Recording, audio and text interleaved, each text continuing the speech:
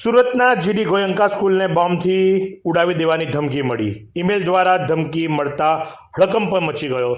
સુરત શહેરના પોસ્ટ વિસ્તારમાં આવેલી વેસુ કેનાલ રોડ ઉપર જીડી ગોયંકા સ્કૂલને આજે અચાનક મેલ મળ્યો અને મેલથી બોમ્બથી ઉડાવી દેવાની ધમકી આપવાની સાથે જ અફરાતફરીનો માહોલ સર્જાયો. ઘટનાની જાણ થતાં તાત્કાલિક વેસુ પોલીસ સ્ટેશનની ટીમ ઘટના સ્થળે પહોંચી.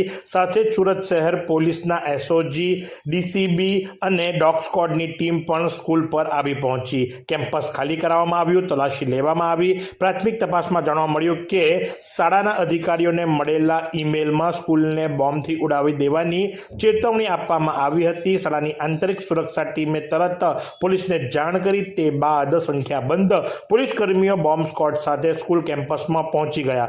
સુરક્ષા એજન્સીએ સ્કૂલના તમામ વર્ગો, ઓફિસ, પાર્કિંગ આસપાસના વિસ્તારોમાં સઘન ચેકિંગ કરી તપાસ હાથ ધરી. ડોગ સ્ક્વોડ દ્વારા દરેક જગ્યાએ ચેકિંગ કરવામાં આવ્યું પણ કંઈ શંકાસ્પદ મળ્યું નહીં, પરંતુ અધિકારીઓ દ્વારા તપાસ ચાલુ રાખવામાં આવી છે.